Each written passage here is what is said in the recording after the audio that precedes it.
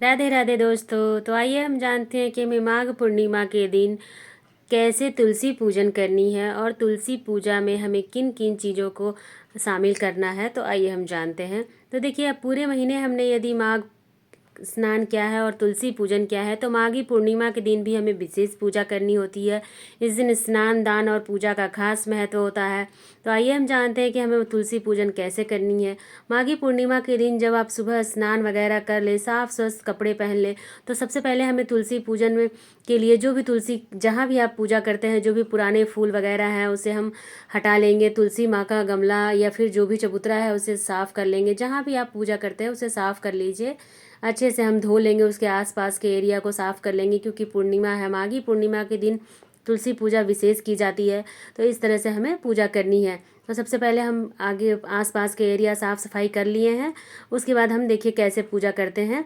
तो हम तुलसी पूजा के लिए सबसे पहले यहाँ पे कर लेंगे। उसके बाद हम अपने लड्डू गोपाल को, जो हम लड्डू गोपाल रखते हैं, तो इस दिन विशेष पूजा होती है नारायण की। तो हम तुलसी पूजा करने के लिए नारायण को भी तैयार करेंगे और वहीं पे रख के पूजा करेंगे। तो सबसे पहले हम दूध से स्नान कराएंगे। तो यहाँ पे हम लड्डू गोपाल को दूध से स्नान कराएंगे। आप चाहें तो पंचामृत स्नान भी करा सकते हैं। पूर्णिमा के दिन तो वैसे भी विष्णु भगवान के किसी भी स्वरूप की विशेष पूजा होती है। पूर्णिमा लक्ष्मी नारायण का ही दिन होता है, तो उस दिन पूजा होती है। तो यहाँ हम हमारे लड्डू गोपाल को भी वहीं पे रख के पूजा करेंगे।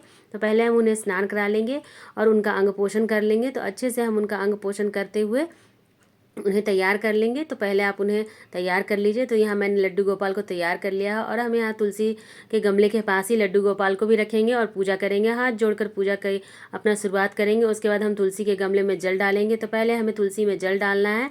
तो आप तुलसी में जल डाल लीजिए। सूरज देवता को भी जल चढ़ा लीजिए। जैसे हम पूजा करते हैं वैसे ही शुरू करेंगे और हम लड्डू गोपाल को पूजा करेंगे। तो यहाँ पर हमने लड्डू गोपाल को स्नान वगैरह पहले ही करा लिया था। तो अब यहाँ स्नान हम नहीं कराएंगे। तुलसी में जल देने के बाद हम सीधा लड्डू गोपाल को तिलक लगाएंगे। तो तिलक लगाएंगे, इत्र लगाएंगे, जो भी चीज़ें आप है इत्र लगाएंगे, सुगंधित चीज़ें उन्हें लेंगे और उसके बाद हम फूल समर्पित करेंगे। तो साथ साथ हम तुलसी माँ की भी पूजा करेंगे और लड्डू गोपाल को भी यहाँ रख कर पूजा करेंगे। तो इस दिन आप जब पूजा कीजिए तो यहाँ रख कर ही लड्डू गोपाल को पूजा कीजिए। उन्हें भोग लगाइए।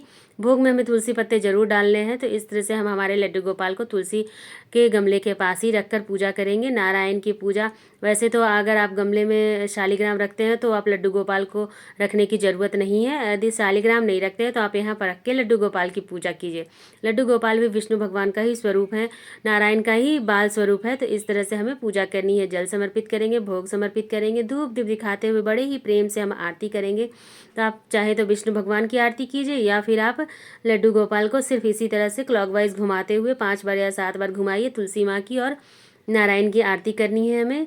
तो हमें इस तरह से माघी पूर्णिमा के दिन तुलसी पूजन करनी है। तुलसी पूजन विशेष रूप से होती है। माघी पूर्णिमा के दिन उद्यापन होता है। यदि आपने पूरे महीने स्नान किया है तो आपको उद्यापन करना होता है। इसके बाद हमने जो भी दान की सामग्री रखी है उसे हम तुलसी माँ के सामने रखकर मिनस लेंगे जल से और उसे फिर दान कर देंगे। इस तरह से आपको पूजा करनी है। जब तक दीपक ठंडा हो जाए तब तक हमें लड्डू गोपाल को यहीं रखना है। उसके बाद हम उठाकर लड्डू गोपाल को उनके आसन पर विराजमान कर देंगे। पूजा समाप्त हो जाएगी, दीपक ठंडा हो जाएगा, उसके बाद हम उठा लेंगे। इस तरह से हमें तुलसी पूजन करनी है। आपको मेरा वीडियो कैसा लगा कमेंट करके ज़रूर बताइएगा। राधे राधे फ्रेंड्स। आप सभी लोगों को माघी पूर्णिमा की हार्दिक बधाई। हम महिलाएं घर में तीज त्यौहार कैसे करती हैं ये जानने के लिए मेरे चैनल पर बने रहिए। वीडियो अच्छा लगे तो लाइक कीजिएगा। राधे राधे दोस्तों।